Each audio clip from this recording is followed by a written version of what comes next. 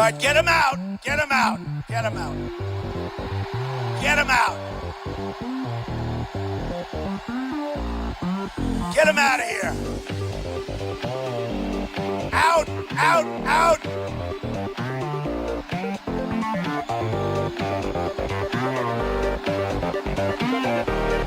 It's incredible. Out, out, out. Oh, look, we have here some wonderful people. Oh. Get out of here. Get out. Get out. Get out of here. Unbelievable. USA. USA. USA. Okay, forget about those people. Forget about them. Get them out of here. Unbelievable. Out, out, out. Oh, we have another wise guy. Go ahead. Get him the hell out. Get him out.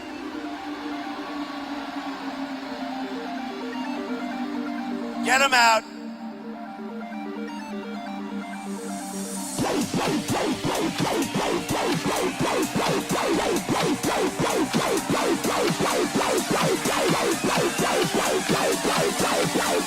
Incredible. All right. Get him out of here. Go on. Get out. Out, out, out. Unbelievable. Hillary Clinton does not have. Oh, get out of here. Get out of here. Look at these people. Get out of here. Get out. Out, out, out. Unbelievable. Get out.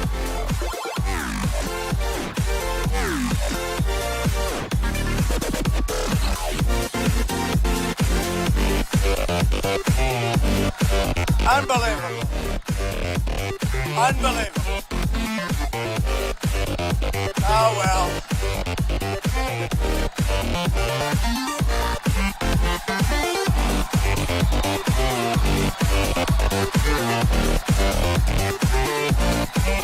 Get out. You know, in the old days, which isn't so long ago, when we were less politically correct, that kind of stuff wouldn't have happened. Today we have to be so nice, so nice. We always have to be so nice.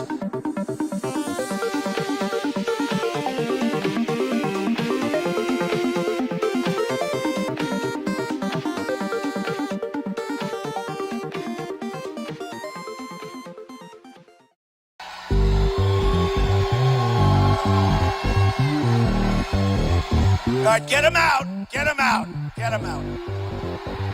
Get him out. Get him out of here. Out, out, out.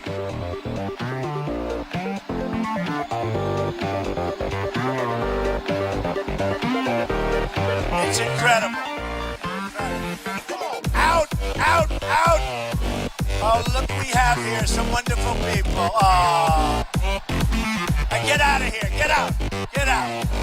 Get out of here. Unbelievable. USA. USA. USA. Okay, forget about those people. Forget about them. Get them out of here. Unbelievable. Out. Out. Out. Oh, we have another wise guy. Go ahead. Get him the hell out. Get him out.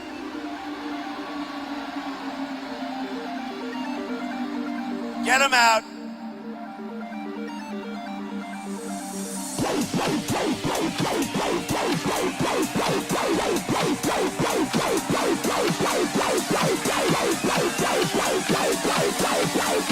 Incredible. All right. Get him out of here. Go on. Get out. Out, out, out. Unbelievable. Hillary Clinton does not have. Oh, get out of here. Get out of here. Look at these people. Get out of here. Get out. Out, out, out. Unbelievable. Get out.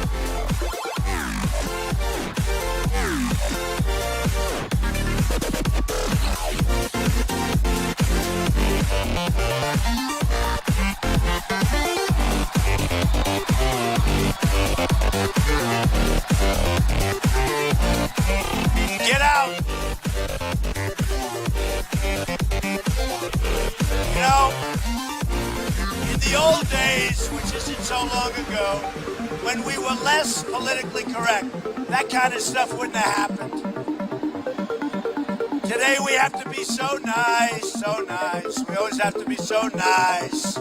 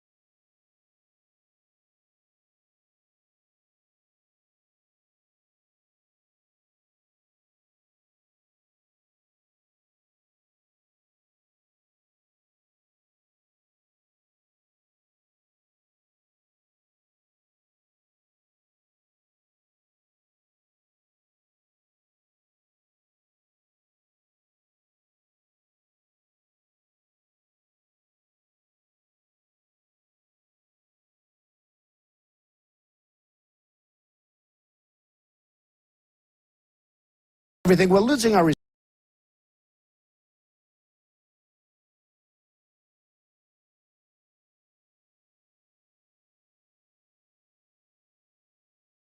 Ladies and gentlemen, please welcome the next President of the United States, Mr. Donald Trump. What was that? Is that a dog? It's Hillary.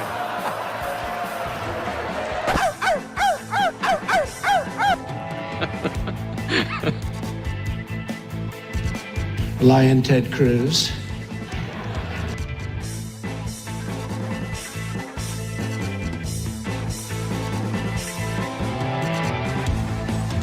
Lion Ted. Lion. He's a liar. Ooh. Bible high. Bible high. Puts it down and then he lies. You know. He's a liar. I never met a liar like him. I met a lot tougher people than him, but I never met a guy that lied as much.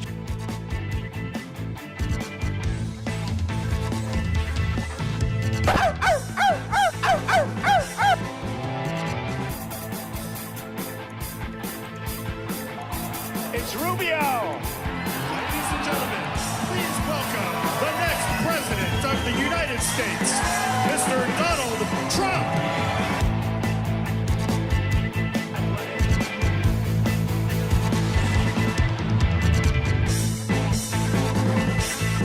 Bye. Go home to mommy. Go home to mommy. Tell her to tuck you in bed.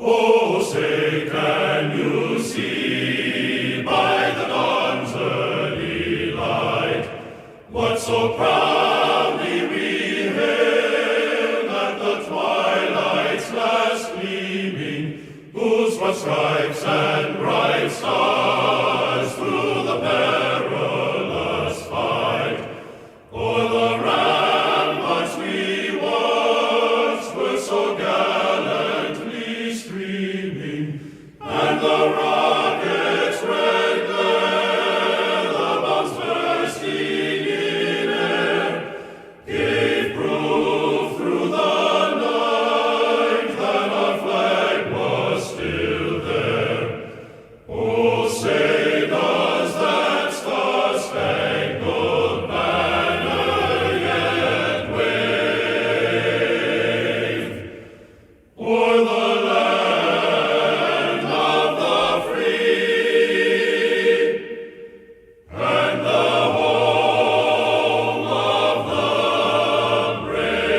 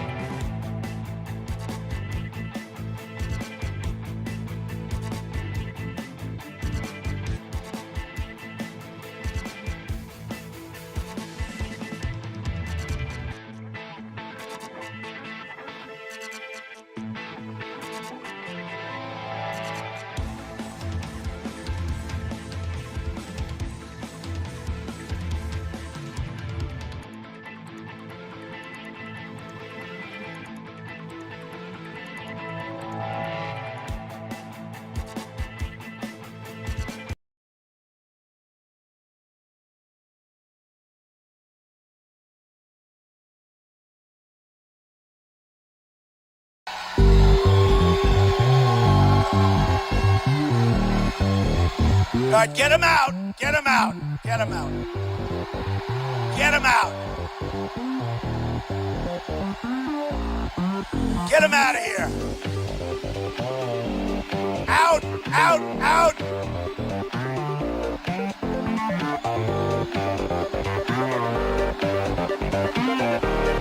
It's incredible. Out, out, out. Oh, look, we have here some wonderful people. Oh. Get out of here. Get out. Get out. Get out of here. Unbelievable. USA. USA. USA. Okay, Forget about those people. Forget about them. Get them out of here. Unbelievable. Out, out, out. Oh, we have another wise guy. Go ahead. Get him the hell out. Get him out.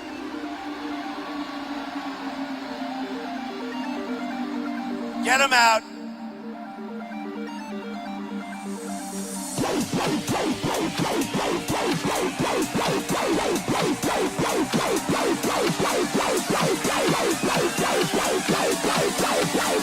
Incredible. All right. Get him out of here. Go out. Get out. Out, out, out. Unbelievable. Hillary Clinton does not have. Oh, get out of here. Get out of here. Look at these people. Get out of here. Get out. Out, out, out. Unbelievable. Get out.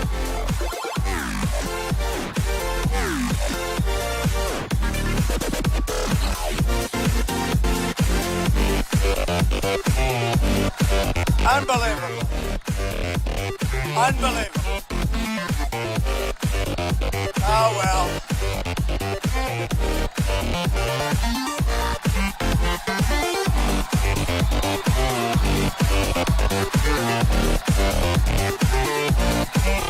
Get out.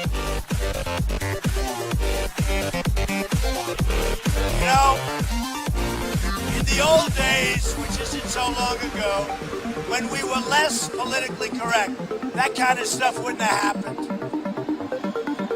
Today we have to be so nice, so nice. We always have to be so nice.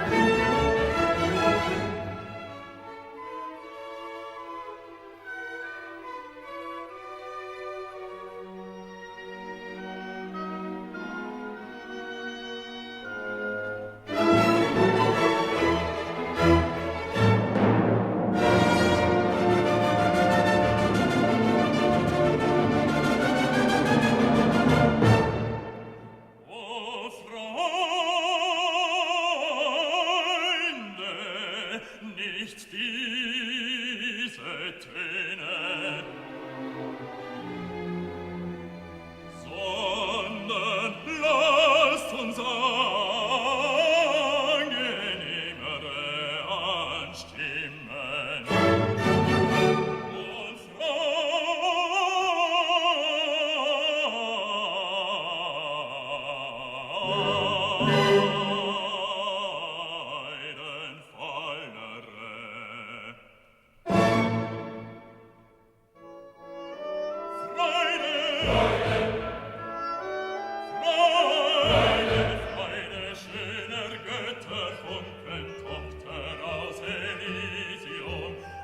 betreten feuertrunken himmlische dein Heiligtum. Deine Zauber binden wieder, was die Mode streng geteilt. Alle Menschen werden Brüder, wo dein sanfter Flügel weilt. Deine Zauber binden wieder, was die Mode streng geteilt. Alle Menschen werden Brüder, wo dein sanfter Flügel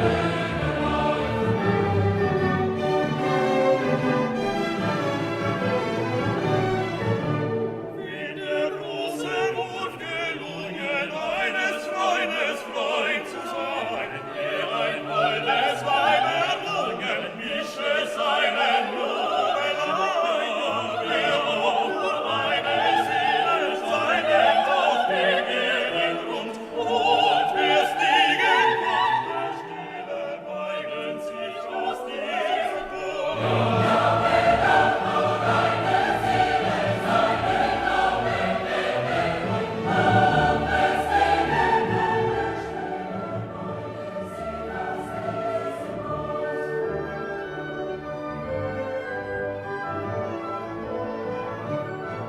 Freudet wiegen alle Wiesen an den Brüsten der Natur. Alle Guten, alle Bösen folgen ihrer Rosenspur. Genüsse gab sie uns zum Leben, einen Freund geprüft im Tod. Bonus war dem Tod gegeben, und der Herr steht am Mond.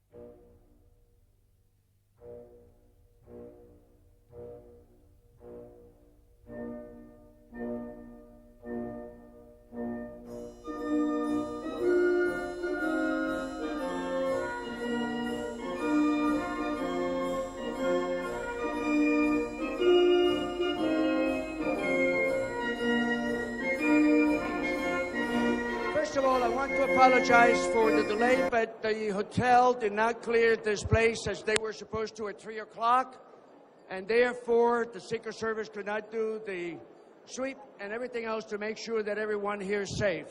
As to those protesters that you saw, they had checked into the hotel, and each one of them, the 10 of them were arrested, so that you know that. We will not allow anyone to disrupt us. Now, thank you. All right. We're starting this meeting. I need your attention, please. Hello? Hey, Tim, can you get some volunteers to tell people to sit, please?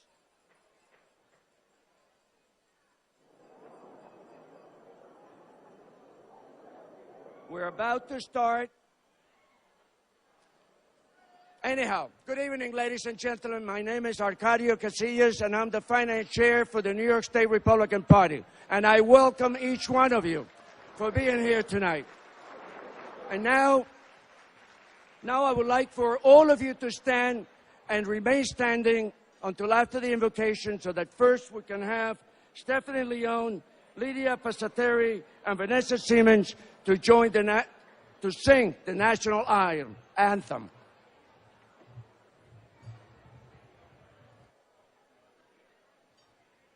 And you may join, because I think we all Americans, and it's about time we all start singing the national anthem. There's no reason to be politically correct. Thank you. Oh, say, can you see by the dawn's early light what so proudly we hailed at the twilight's last gleaming, whose broad stripes and bright stars through the perilous fight o'er the ramparts we watched were so gallantly streaming, and the rocket's red glare, the bombs bursting in air, gave proof through the night that our flag was still there. Oh, say does that star-spangled banner yet wave o'er the land of the free and the home of the brave.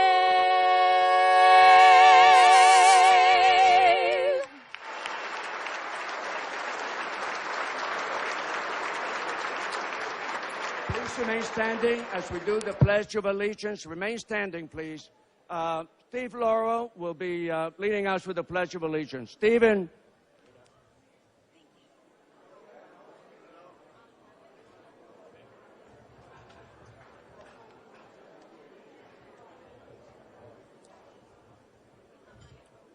Everybody's attention, please, for the Pledge of Allegiance out of respect for our country. I pledge allegiance to the flag of the United States of America and to the republic for which we stand, one nation, under God, indivisible, with liberty and justice for all.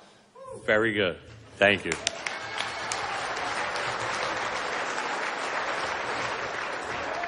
And now for the invocation, Rabbi Hecht. Rabbi.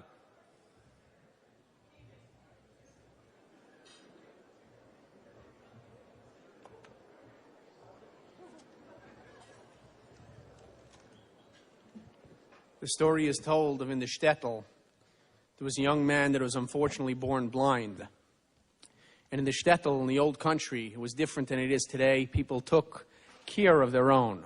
So they found him, when he became a young adult, a job in the temple, in the shul, to be the beadle. Every morning he got there and he put wood in the fireplace to keep it warm. And in the summer he opened up the windows to allow fresh air to come in. After 10 years of doing this, he hears, once he opens the doors one morning, he hears noise in the back of the temple. He said, "Who goes there?" He says, "It is I, Elijah the prophet."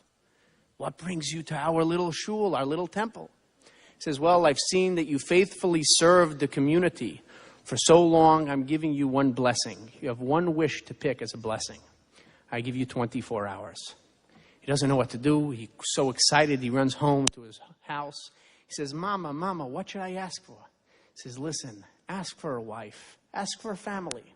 Father interrupts the mother and says, your mother doesn't know what she's talking about. Ask for money. Money's more important. He doesn't know what to do, so he runs to his friend for advice. And his friend tells him, "Both your parents are wrong. Ask for eyesight." The next morning, as he opens the synagogue, he opens the temple, Elijah walks in. He says, "Is that you, Elijah?" He says, "Yes." "What is your decision for which blessing?" He says, "Well, I'd like to see my children eating out of golden bowls."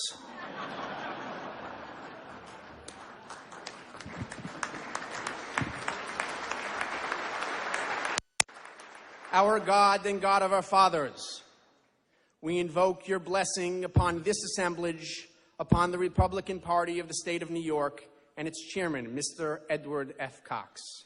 Bestow your blessing upon all the citizens of this great country. We pray for the safety of our armed forces and that every soldier return home safely. And that the world be a better and safer place for all mankind. That we rid ourselves from prejudice, hatred, poverty, addiction, greed, jealousy, and that these ills are replaced with love and harmony, peace and tranquility, respect and dignity, sanctity of marriage, family and community. Avinu Sheba Shamayim, Heavenly Father, grant the public officials, leaders and members of this party continued vigor of body and spirit, clarity of vision, and resolution of purpose. Dear God, you better than anyone knows, for the progress of our country and the progress of our people, we need change in Washington, in Albany, and New York City. Inspire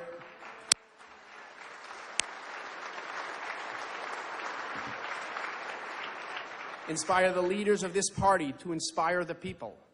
I, as a sixth-generation American, look forward to the fulfillment of the words of Senator Ted Cruz to reignite the promise of America. And that we imbue the words of Governor John Kasich of light and hope. And we merit to see the words of Donald Trump of making America great again. May the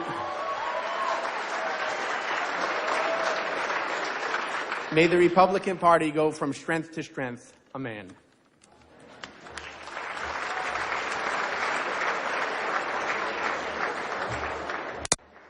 Please be seated.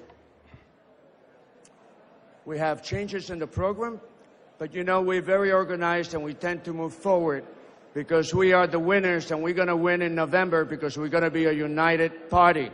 No matter who it is, we're going to win comes November. And I will tell you this. Last year, people say, well, what are you going to do next year after what we did in the Pierre last year? I said we will put together and have not only a wonderful governor and the chair of the Republican National Committee, our honoree that will be introduced shortly by our state chairman, but we also got the presidential candidates of our party to come here to New York for the first time in the history of this party. Thanks to you. And the question is, what are we going to do in 2017? In 2017, I'm going to have here the President of the United States, a Republican. And now it is my pleasure to introduce our state chair, Edward Finch Cox, who will introduce our honoree and keynote speaker. Ed.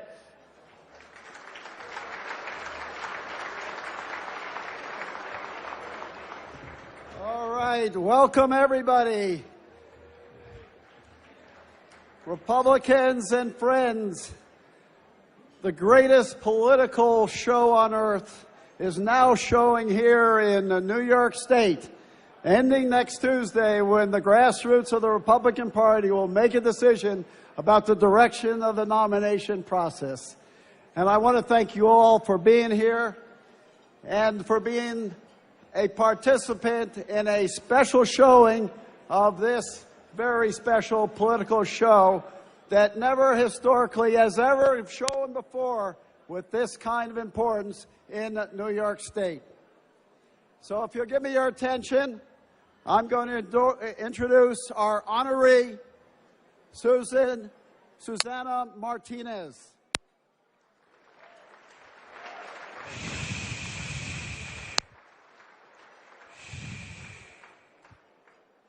It is my distinct pleasure to introduce our evening's honoree, New Mexico's Governor, Susanna Martinez. Elected in 2010 for her work as governor, she is named by Time magazine as one of the 100 most influential persons in the world. As governor, she turned the largest structural deficit in New Mexico's history into a surplus. She cut taxes. She reformed the tax code, causing New Mexico to move from 38th in the nation in export growth to first. Can anyone think of another state could use a governor like that?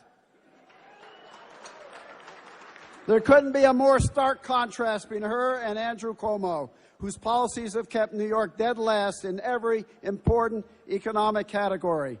Her leadership is living proof of how successful Republican governance can transform a state and improve people's lives. And in 2014, She was rewarded by New Mexico's voters with re-election as governor with 57% of the vote. 57%. Yes.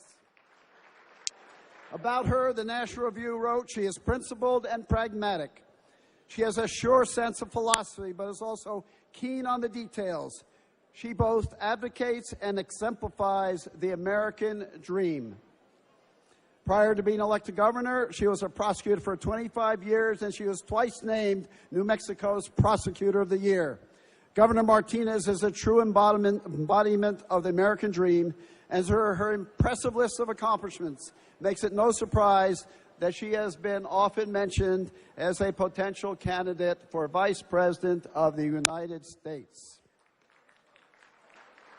You know, and did I mention she is New Mexico's first female governor and the first female Hispanic governor in the history of the United States. Please give, we are honored to have Governor Martinez here. Please give her a warm welcome, Governor Susana Martinez.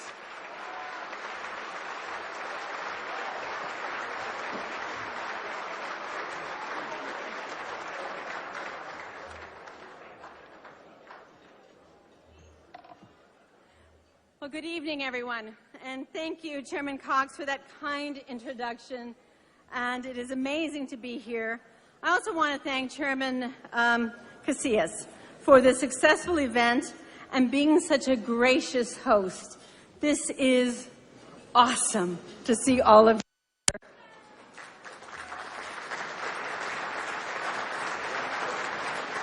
I couldn't be happier to be here in New York with all of you.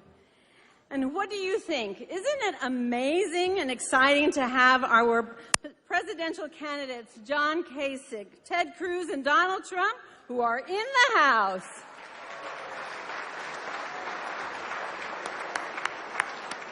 It's been an incredible campaign. But you know what? Why don't we just do rock, paper, scissors and get this over with? I think that's a pretty good idea. But all joking aside, I want to thank all three of you for being here tonight and for caring enough about our country to run for president. Let me tell you a little bit about who I am. I'm the daughter of a Marine and a Golden Gloves champion. My dad was also a law enforcement officer.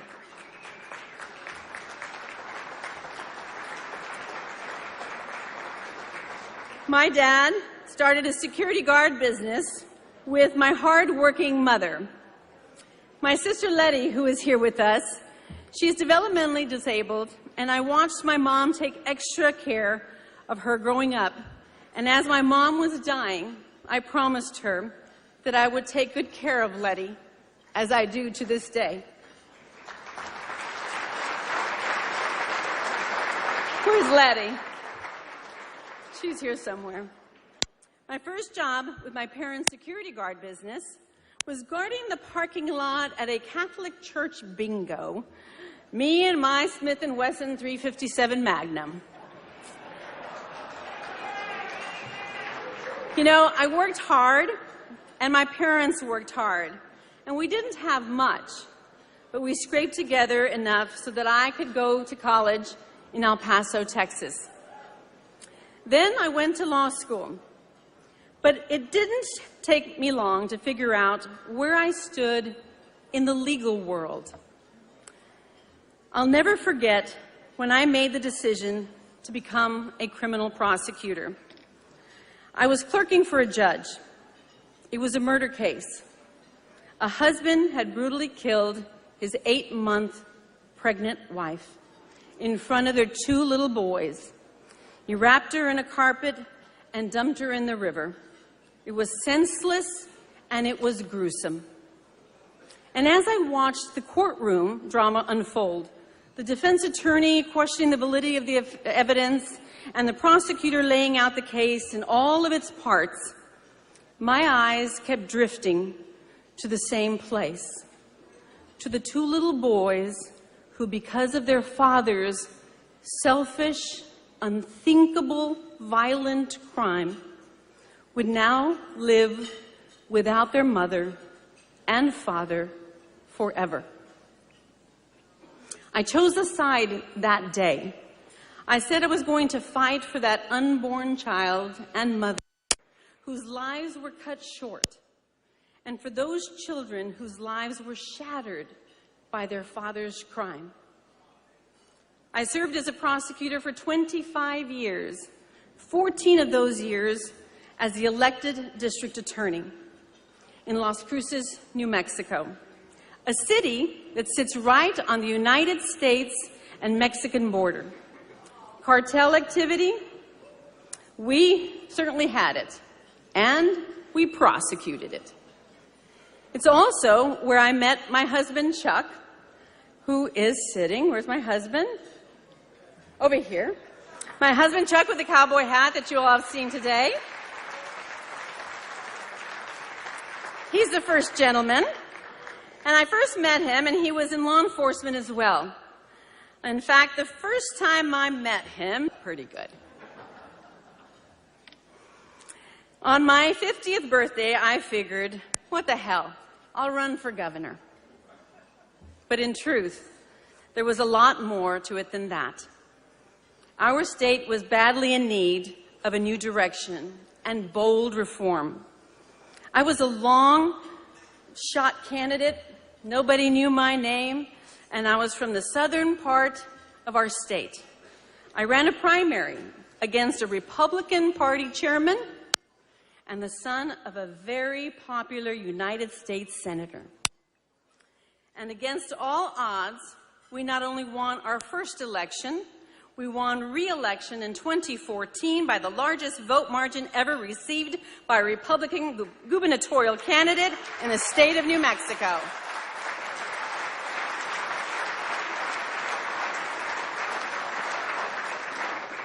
Now, I have absolutely the best job on earth, and I might be a bit biased, but there is no state as breathtakingly beautiful as New Mexico. Its culture and history are overwhelming. The adventures we offer are amazing, like skiing, hiking, and backpacking, kayaking and rafting, fishing and hunting, just to name a few. If you ask New Mexicans what they like about living there, they'll almost all tell you it's the people. We have wonderful people.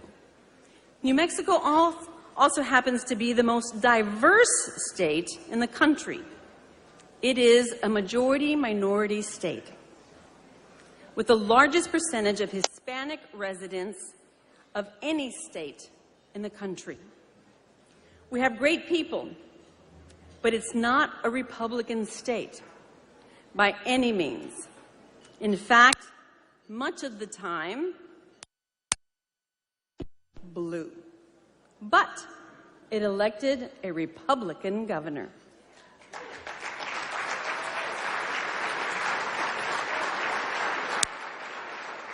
And as the chairman of the Republican Governors Association, I've seen it happen elsewhere too.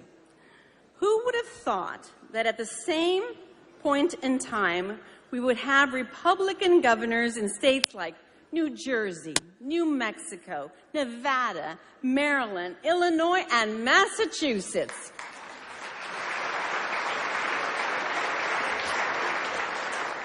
But let me be very clear. Our governors have shown that it is possible for Republicans to win anywhere in the country. Frankly, Americans are looking for leaders, not politicians. A politician is someone who says whatever they need to say to get elected, and then they forget the promises that they have made. A leader, though, a leader remembers why they were elected every single day that they're in office. And they remember who they serve. They don't take the easy road on tough battles. They aren't transformed by the system. Leaders fight to transform the system. Now, I inherited the largest structural budget deficit in state history. And when I took office, I actually had members of my very own party telling me, I know you said you weren't going to that you were never going to raise taxes. You weren't going to raise taxes to cover this budget deficit. Then you were campaigning. You're in office now. It's time to govern. We need to fix this problem. Well, it wouldn't have been so easy. They all have said if I had raised taxes, they would said I was reasonable and it would be okay. And I said, I didn't run for 16 months and give my word to the people who voted for me, and even those who didn't, that I was not going to raise taxes. And in fact, I haven't raised taxes a single time, and instead I've cut taxes. I have cut taxes 37 different times.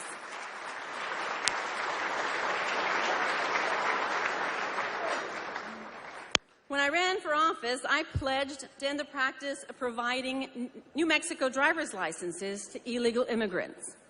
Those licenses looked just like the one I carry. And New Mexico had become a magnet for illegal immigrants from all over the world to come to our state to get those licenses. Organized criminal activity. I also pledged to end the sanctuary policy for illegal immigrants who commit crimes in our state.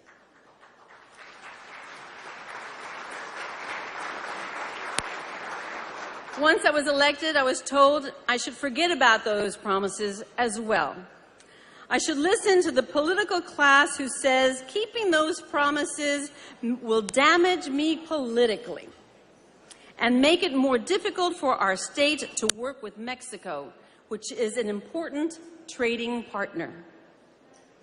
Well, one of the first acts I did was to eliminate the sanctuary state policy, and that was done.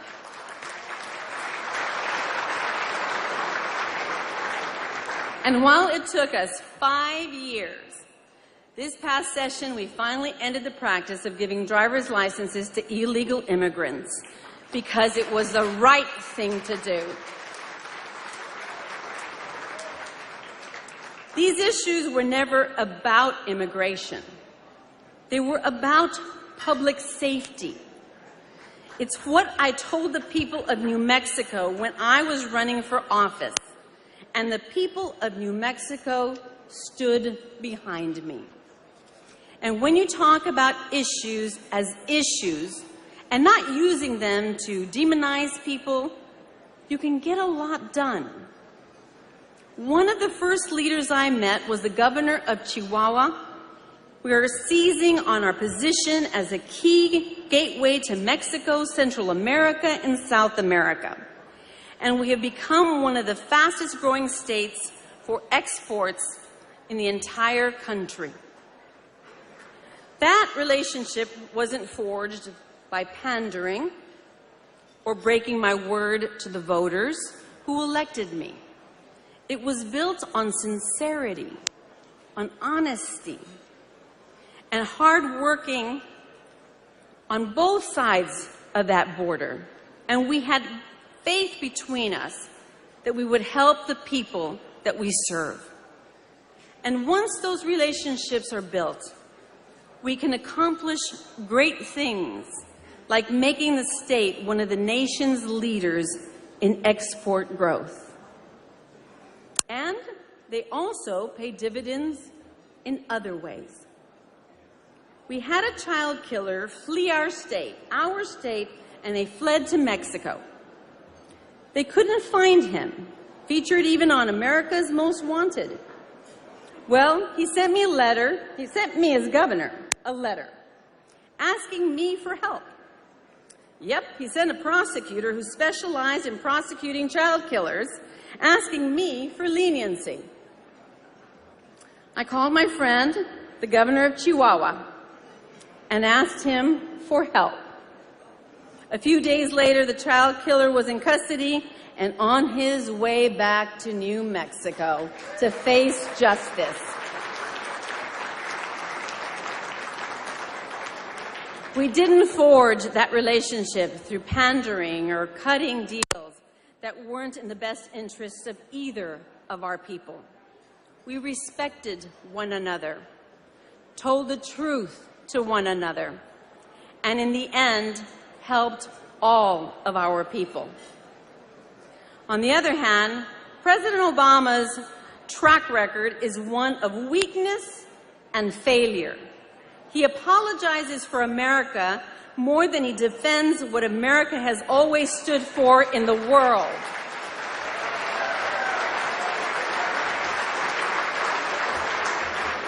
And it's not as though his brand of left-wing, divisive politics has gained a lot of support either. In fact, on his watch, the ranks of Republican governors have grown to 31 governors in the country. Think about that. There's only 19 other states left for the other guys. On his watch, 918 Democrat lawmakers in state legislatures across the country have been fired. And on his watch, Republicans have more than double the number of state legislatures they control. And in New Mexico, Republicans won the House in 2014 for the first time in more than 60 years.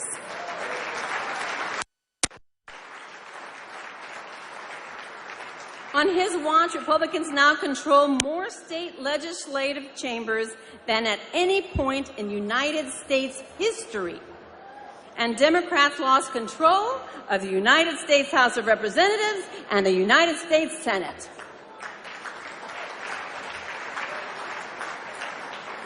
It's as though the president sacrificed political leadership from sea to shining sea to force his out-of-step agenda on the American people.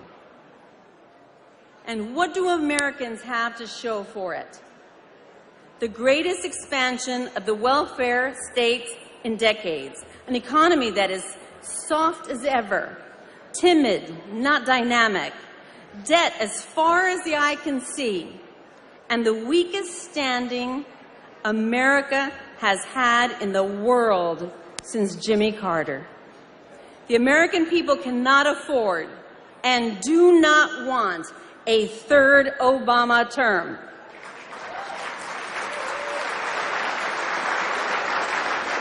But that's exactly what we're going to get if Hillary Clinton is elected as our next president. You think things are divided now. You think the stakes are high now.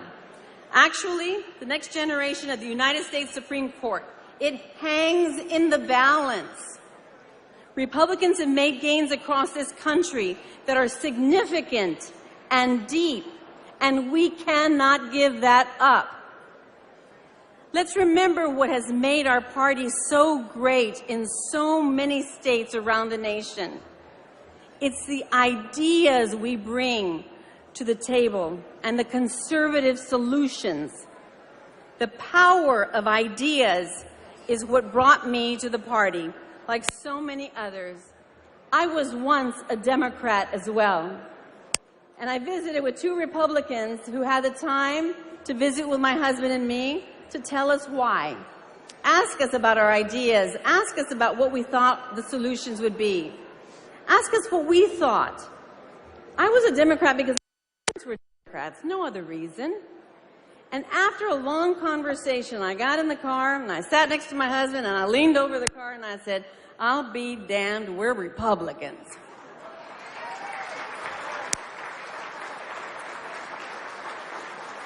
That was an amazing moment. We all need to remember that our ideas win. This is a watershed moment. Americans want to take a new course, and they're willing to embrace conservative principles and reforms that are clear and compelling, so long as our conservative leaders are willing to listen and be the leaders we expect them to be. I can't tell you what an honor it is to be invited to an event like this tonight. It's a little pinch me moment to think that a little girl growing up on the border, watching her mom and dad live the American dream, could grow up to be the first female governor in our nation's history.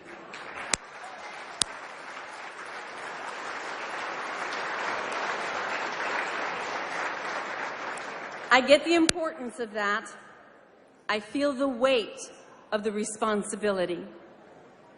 Most 6- or 7-year-old girls, they don't know the name of their governor.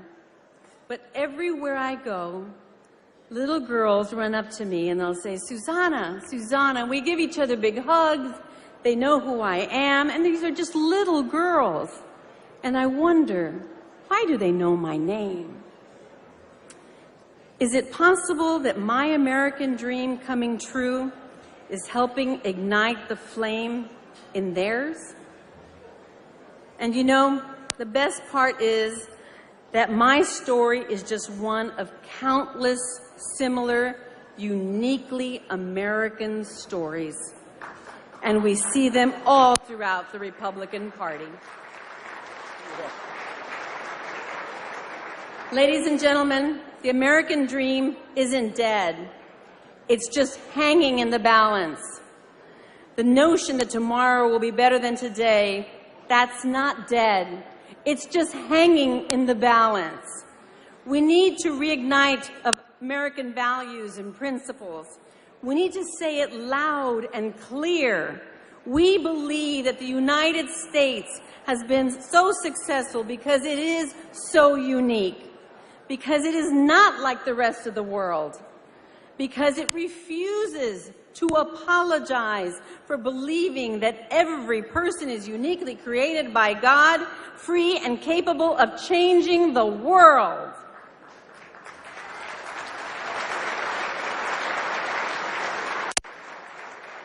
We will win this election because our candidates, in one field or another, have track records of leadership, of fighting to improve the lives of Americans. And that's why we will win this election.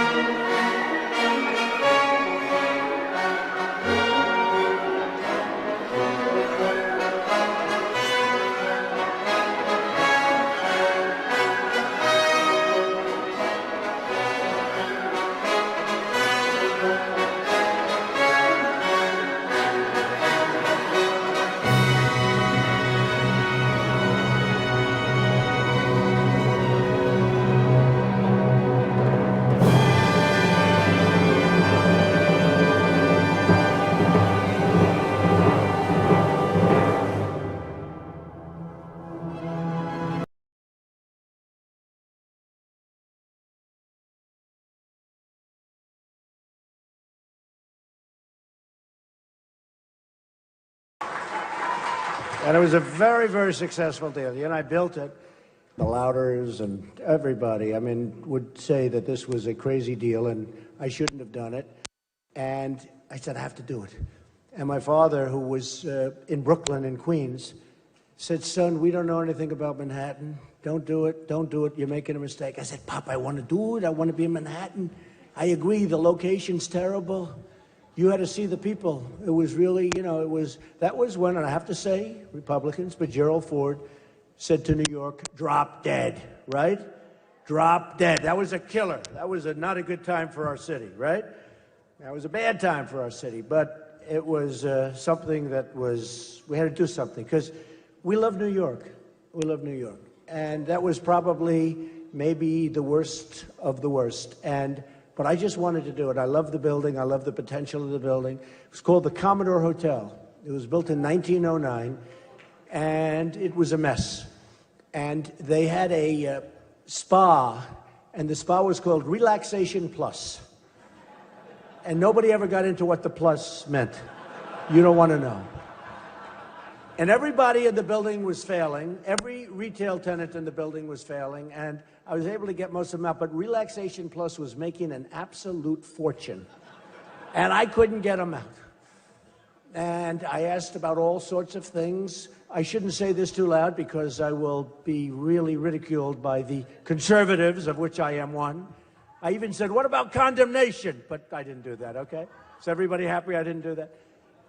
But I ended up getting them out and brought the building down to its steel, except for some of the details on a couple of the ceilings, because they would have been very hard. This is one of the rooms, actually, right here, the detail of the ballroom, and the details of the rooms outside. And trying to save those details cost a fortune, because when the whole building was essentially brought down to the steel, we had to put canvas over all of the areas we were saving. And when it rained, that was not an easy situation. But I got it built.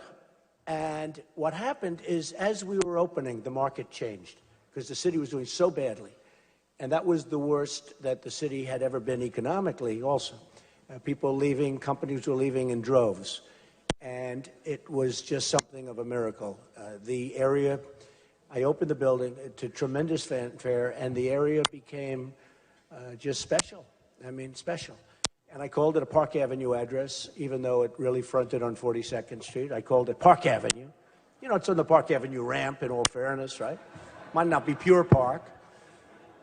I had a choice of Lexington Avenue, 42nd Street, or Park Avenue, and guess what? I chose Park Avenue.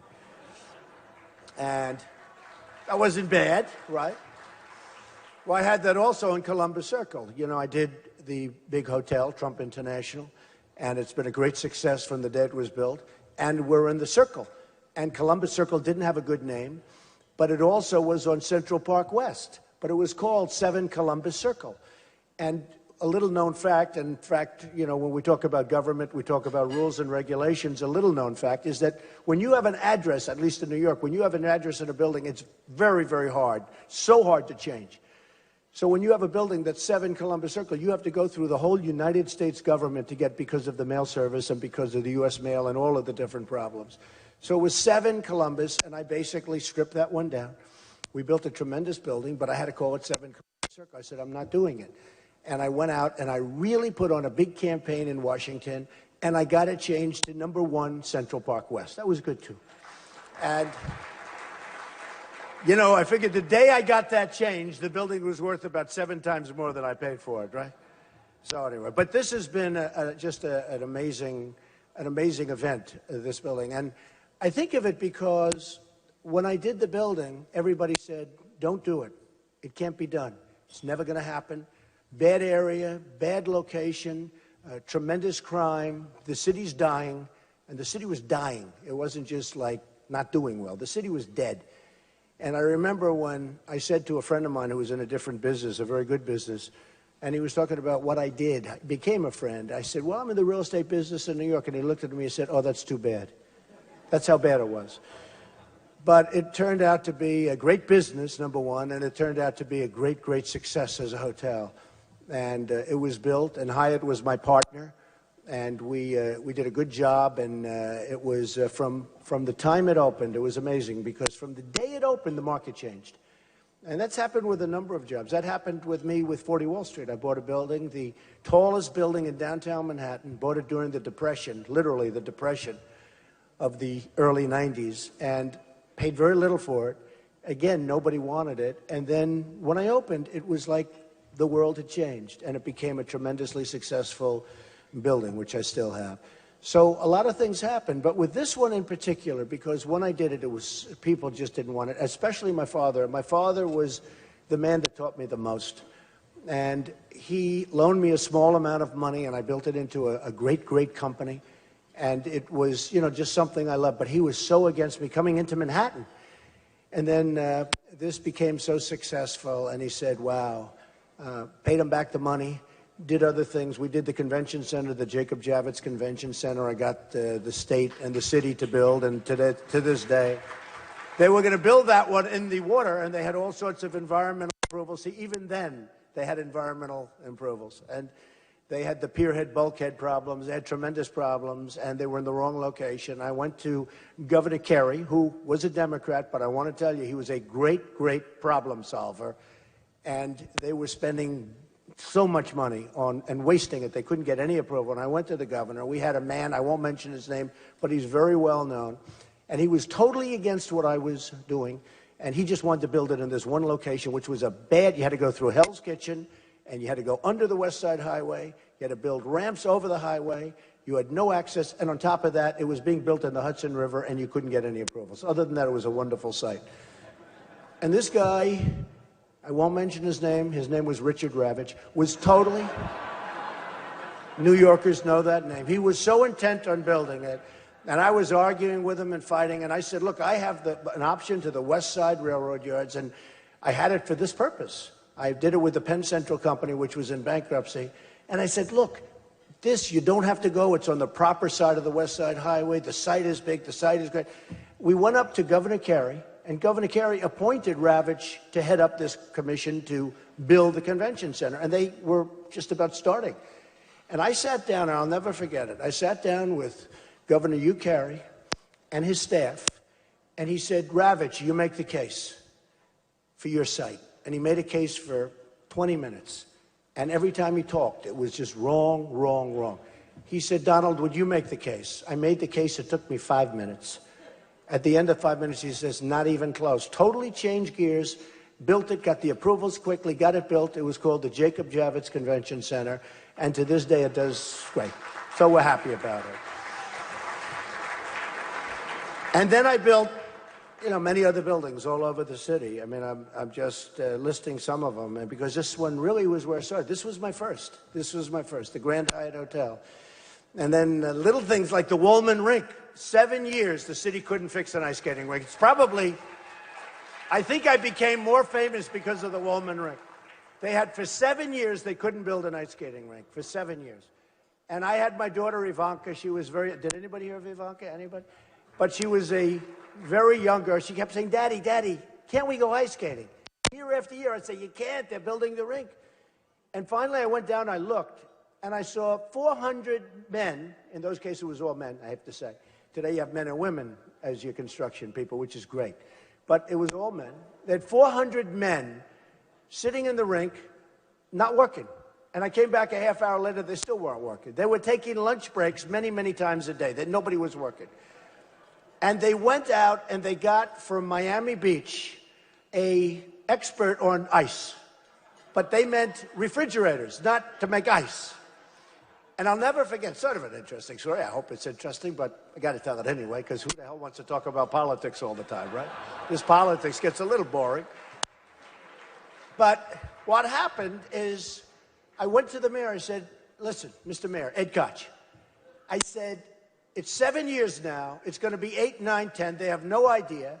They used a thing called Freon, and that's a gas that goes through copper piping, copper tubing. They had 6 miles of copper. It had 4 inches apart, and it was laid this massive rink. It's almost 90,000 square feet. That's like big, big office floors times 3. Big spots. You see it. I run it. I've run it for many, many years. It's been such a tremendous place. But they had the Freon, and it was laid 4 inches, miles of it. And every time they put this beautiful copper down, every single time, the next night people would steal it. So they kept putting it down, kept getting sold. Putting it down, kept getting sold. Then they put the police force around, and it was fine. Until the police force decided to go to lunch, it was all stolen. So they were losing millions of dollars. They were actually in for $22 million, and they had nothing. And I went to see Ed Koch, and he said, I'm not going to let you do it. And then I went to see some of the newspapers. I went to the editorial boards. I said, the mayor won't let us do it. I can fix this thing. I'll do it in 6 months to a year. And you're going to be years and years, and they don't know what they're doing, and they're spending a fortune. And I'll never forget, I went to 2 editorial boards, New York Times, and the other one I won't say, because I don't like the paper. But I do like the New York Post. I do like the New York Post. And they did editorials that you have to let them do it, you have to let them do it. Anyway, they let me do it. I took over the project, and a lot of people said, well, it was built. It wasn't built. It was, the concrete was poured. It was 9 inches higher on one side than the other side. So when you poured the water, you had a big swimming pool here, and this one had nothing. It was just a mess. And the one was so deep, you couldn't freeze it because it was too much. So I had to rip out the entire slab, and the slab was 1.5 feet thick. It only had to be 4 inches. So we ripped it, and we did. And I finished it in 4 months. And I said, if it cost any more than $2 million, it's true, because it's a great government. You know, they study this at the Wharton School. They study it at Harvard because it's the difference maybe between the public sector and the private sector. I went in, big, you know, it's really been, to this day, it's a great case study. I went in, and we did a job like you wouldn't believe. We took out that horrible, big, massive slab of concrete. We leveled it out. But most importantly, I said to the people, what's with this Freon? I hear they're losing millions of dollars of copper tubing all the time. What is it? And I said, who are the people? And they said, well, it's an air conditioning firm from Miami. I said, from Miami? What do we, I don't want ice from Miami. So I called up a friend of mine who was a part owner of the Montreal Canadiens. Now we're talking, right? Ice. I said, would you do me a favor? Do you have anybody that knows how to make ice for an ice skating rink? He said, I have the greatest guy in the world. I said, could I talk to him, please? And he came to New York, and he saw me. He said, this is crazy. He said, Mr. Trump, they're going to have 5 miles of this piping. If there's a little pinhole, because it's gas, Freon gas, if there's a little pinhole in 5 miles, it's dead. He said, you don't want that. You want rubber hose, and you want water, and in the water you put salt so it doesn't freeze. I said, boy, that sounds good. And I went out, and we bought it for just a tiny amount of money. And it was rubber hose every 4 inches, but it's rubber hose. We got the equipment. It's called brine. They call it brine. And we did the rubber hose. Nobody stole the rubber hose. Nobody wanted it. We didn't need security. Nobody stole the rubber hose. And we opened it up, and it was the most amazing thing. We put the rubber hose down. We tested it. There wasn't a leak in the whole thing. 6.2 miles of rubber hose. Can you believe it? That's a lot. That's... wasn't a leak. Now what happened is we put the concrete over. We had concrete to Harlem. Now, all of my construction friends in that corner, in fact, they all have the worst seats. I don't know why. Construction guys usually have the best seats. But they understand what I'm talking about. Because we wanted a contiguous pour. Because the city used to pour 10 feet, come back a week later, pour another 10 feet, and yet all these blocks go. You want a contiguous pour. We had, all the way back to Harlem, we had trucks. And the most amazing thing, and they poured. It took 2 days to pour the slab. We actually made it 6 inches, because that's better. And we turned on, and we put 2 inches of water on top of this slab, and they made lasers. It was such a perfect slab. To this day, it's perfect. They then put the water on top. I said, try it, because this thing hadn't had ice in 9 years. I said, try it. And in 2 hours, we had the most beautiful ice, just like the Montreal Canadiens. And we had our win. So I've had a lot of fun with New York. And we did another job recently in the Bronx, where it was the same thing, where they had, you know, Ferry Point. They are, you know what I'm talking about. Ferry Point was under construction for 26 years. I mean, people say, give me a break. 26. The only reason I don't say 32 is because that can't be proven. 26 years. It ended up costing hundreds of millions of dollars. Nobody knows what the price is. And Michael Bloomberg said, could you do me a favor? Could you look at this? It's a disaster. It's been under construction for so many, and he was embarrassed. And it's a very big golf project designed by Jack Nicklaus and, you know, many, many iterations. But I got it built in 1 year, and it's open today and greatly successful. So, for peanuts, when I say open, am I right? That's the woman right there. She's probably on the, am I right? Thank you, darling. I appreciate it. Very nice. I don't know who the hell she is. I know she's not a protester. She's on my side. And she's certainly not a paid, I'll tell you what. You take a look outside. These are paid protesters, folks. They've got the most beautiful signs made from a factory. They're all printed out. They're handed. It said, if you want any information on the sign, please call this number. What kind of crap? We want, if they're real protesters, we want those signs made in the basement. Anyway. So then we've done many jobs since then, and it's just a great city. It's a vibrant city, an amazing city. We have to be careful. Our mayor has to be careful because he can blow it very quickly if he keeps going the way he's going. Not doing good. We better be careful, Mr. Mayor. But we have a city that outlasts the mayors. It outlasts everybody. It's going to outlast us. It's one of the great, great cities of the world, and it's called New York.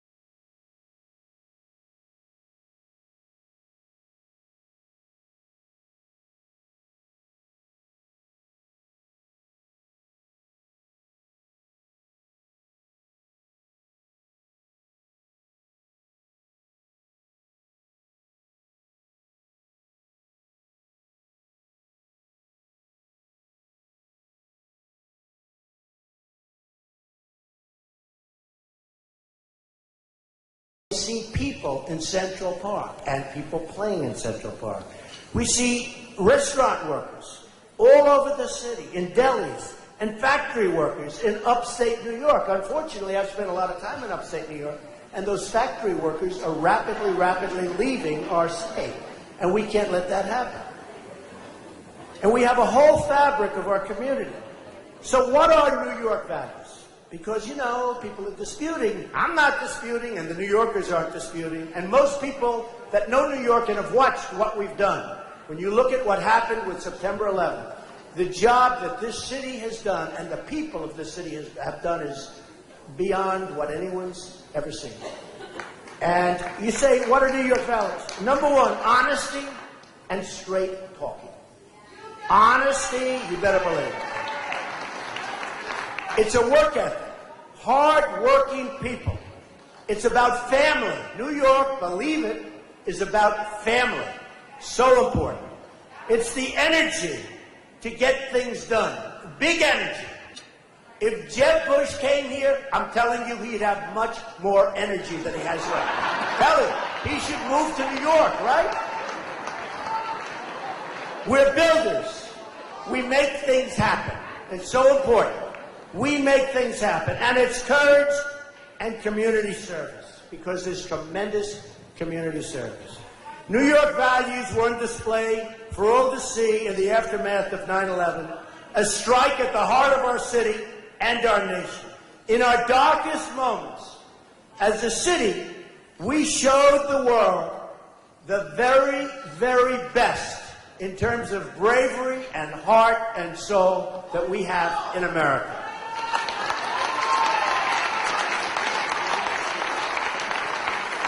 The firefighters and first responders and the police officers and the Port Authority workers who ran up those stairs, those are New York values, and those are New Yorker values.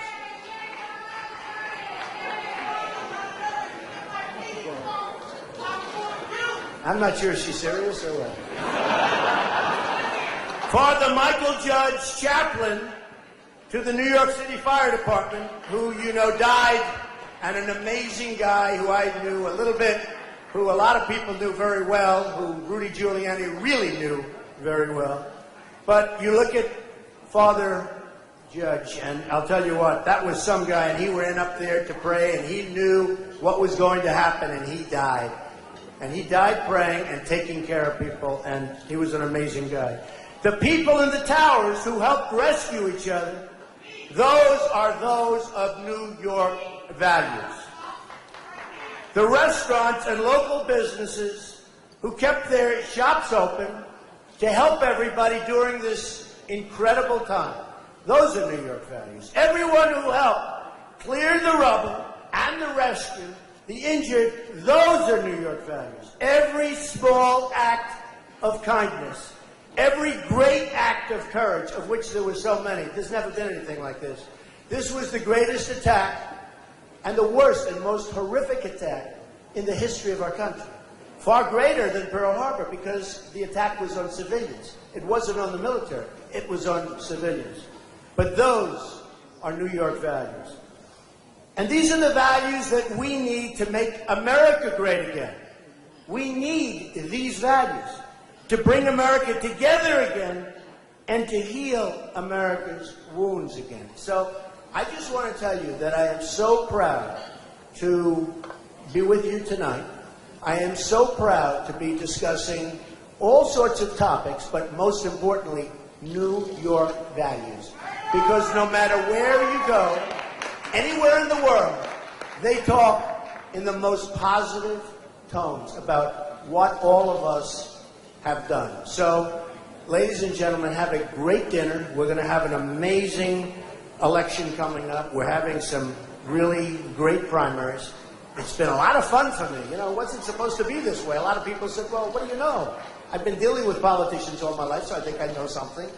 But it's been a great, great experience. I'm right now millions of votes ahead of my closest rival. Millions of votes. You know, people don't talk about votes anymore.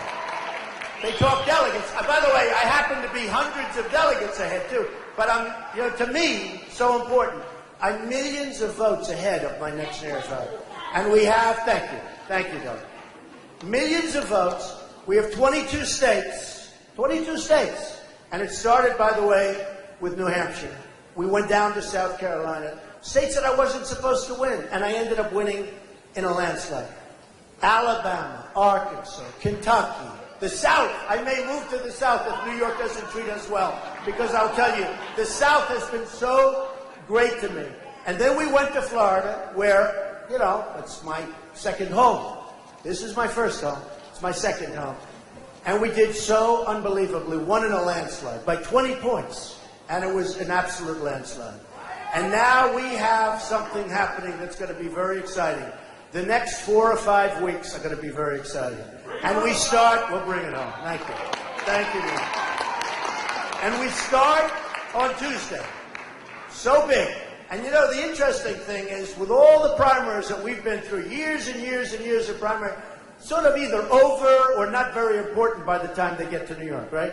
New York is so important. It's so important. Like New York should be so important.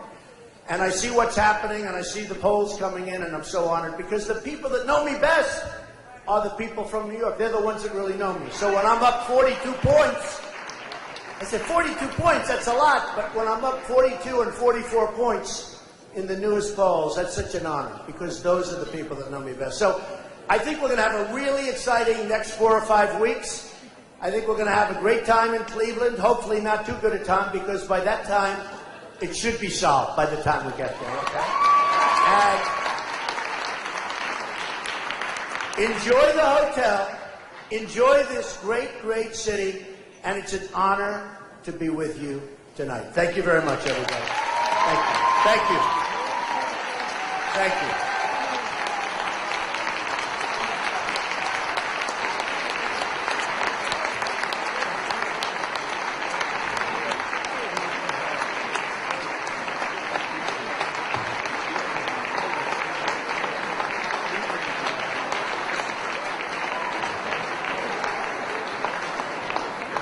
For some reason, Mr. Trump feels very much at home here, doesn't he? Donald Trump, thank you very much for all you did to make New York City great again way back then. Thank you. Now, our next candidate and next speaker is really a very special individual. I'd like to tell you how special he is. He has said that he will speak while